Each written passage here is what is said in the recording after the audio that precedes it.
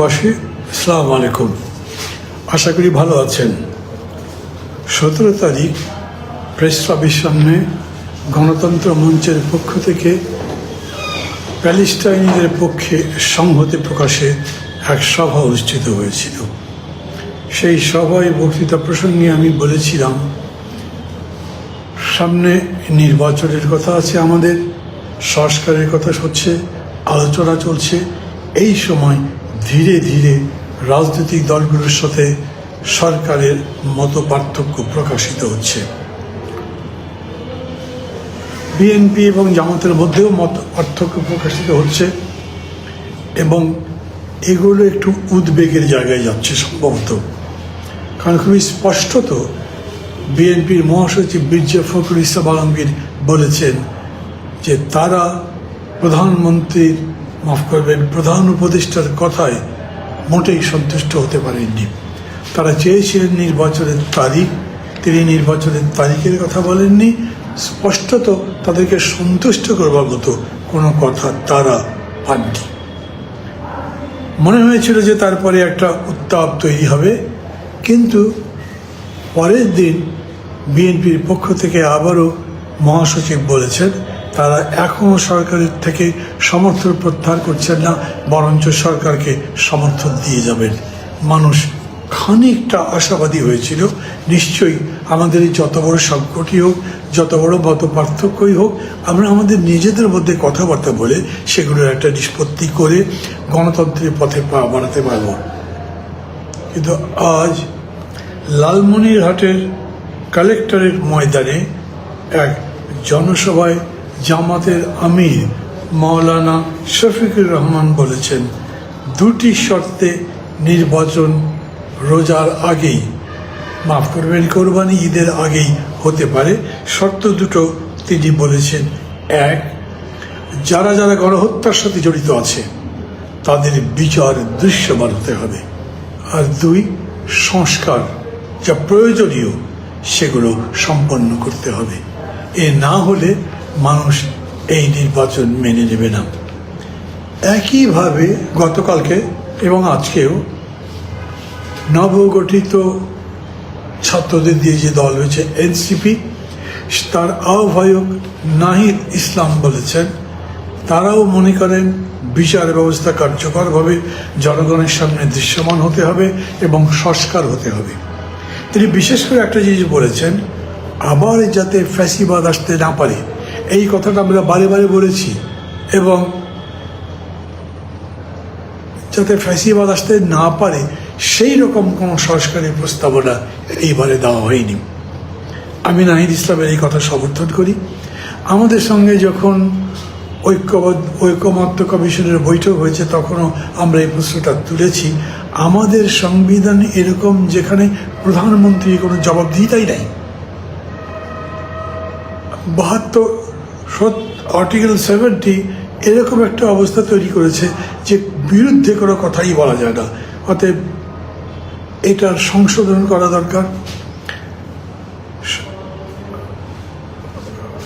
Consensus কমিশনের পক্ষ থেকে বলা হয়েছে যে আর্টিকেল 70 এবং নো কনফিডেন্সের যে সুযোগ আছে সেটা তো প্রধানমন্ত্রীর কার্যক্রমকে, তার ক্ষমতাকে কিছুটা হলেও নিয়ন্ত্রণ করে, যদিও এই কথার সাথে আমরা একমত নই।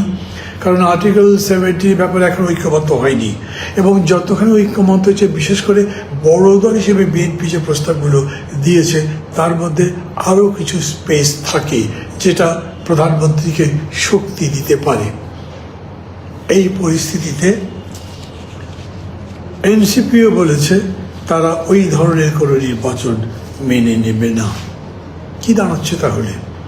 আচ্ছা, আগে একটা কথা বলি, আমি নিজে, আমার দল নাগরিক ঐক্য, নির্বাচন ডিসেম্বরের মধ্যেই হতে হবে এরকম বলি না। এটা যদি 2 মাস 3 মাস পরে হয় তাইলে যে মহাভারত অশুদ্ধ হয়ে যাবে তা বলি না।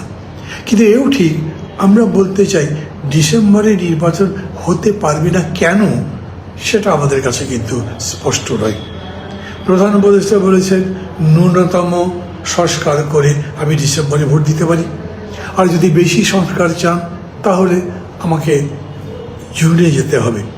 তো ন্যূনতম সংস্কার প্রস্তাবনার মধ্যে তো আছে আপনি কতখানি ঐক্যমত্য আসতে পারলেন তারই ভিত্তিতে যদি জলদি করে আমরা একটা গ্রহণযোগ্য নির্বাচন করবার জন্য পুলিশ প্রশাসন সহ নির্বাচন কমিশন এবং অন্যান্য প্রশাসনকে তৈরি করতে পারি, তাহলে ডিসেম্বরের মধ্যে ভোট দেওয়া তো সম্ভব হতেও পারে।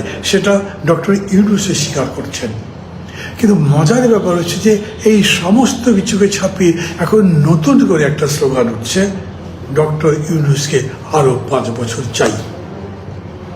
আমি ব্যক্তিগতভাবে এর আগে আরও 2-3টা সমাবেশের মধ্যে বলেছি, ডক্টর ইউনূস যেরকম কাজ করছেন তাতে মানুষ তার উপরে প্রীত, মানুষ তাকে চায়, মানুষ মনে করছে একটা নতুন ধরনের নেতৃত্ব দিয়েছি। কিন্তু তাকে চাইলেই তো হবে না, সেই চাওয়ার পেছনে যুক্তি এবং পদ্ধতি থাকতে হবে। উনি যাতে 5 বছর থাকতে পারেন সেই রকম প্রক্রিয়ার কথা বলতে হবে। আর সেই প্রক্রিয়াটা কি? আপনি যদি গণতন্ত্র চান তাহলে গণতান্ত্রিক পদ্ধতি লাগবে, তার মানে নির্বাচন লাগবে। কিন্তু ডক্টর ইউনূস তো নির্বাচন করবেন না। ডক্টর আমি মনে করি এই ব্যাপারে ডক্টর ইউনূসকেই স্পষ্ট করে বলা দরকার।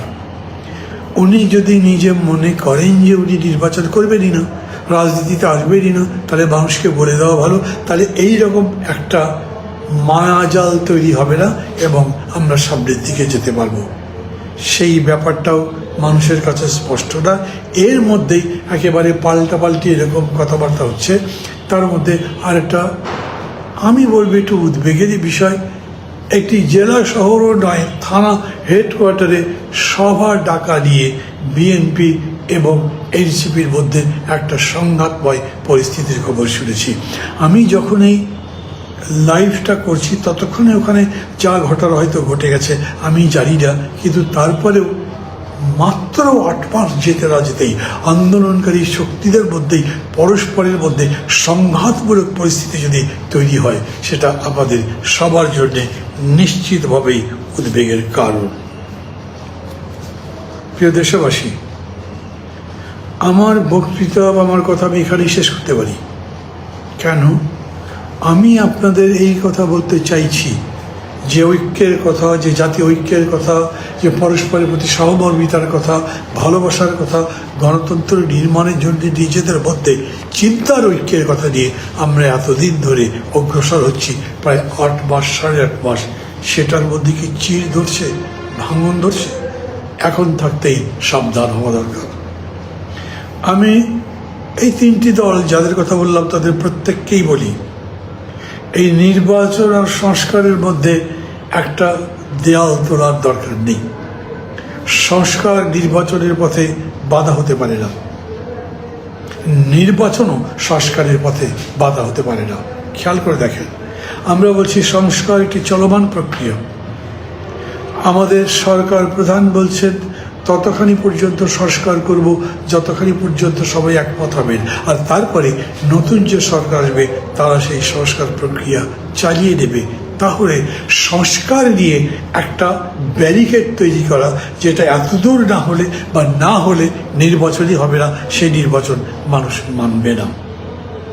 আসুন আমরা সবাই মিলে, বিশেষ করে জনগণ, আপনাদের উদ্দেশ্যে বলি, এই ভোটের অধিকার, গণতন্ত্রের অধিকার, একটা সুন্দর দেশ এবং জীবন পাবার অধিকার আমাদের প্রত্যেকের। আমাদের কারো ভুলে যদি আমরা তাতে পিছিয়ে যাই, যদি তাতে ব্যর্থ হই, তাহলে এর কাফারা হয়তো আমরা সারা জীবন দিতে পারবো না। অতএব সতর্ক হবার, ঐক্যবদ্ধ হবার এখনই সময়, ঠিক সিদ্ধান্তের ভিত্তিতে কাজ করবারও এখনই সময়। সেই কাজের জন্যে আসুন আমরা সবাই পরস্পরের সাথে আরও খোলা মনে মত বিনিময় করি, পরস্পরকে হুঁশিয়ার না করে, একটা হুমকির সুরে কথা না বলে আমরা নিজেদের মধ্যে সমঝোতা বাড়িয়ে যাতে নির্বাচনটা যত তাড়াতাড়ি সম্ভব করতে পারি সেই কাজ করি। এই জন্যেই আমার আপনাদের কাছে আজকের নিবেদন। ভালো থাকবেন সবাই। খোদা হাফেজ।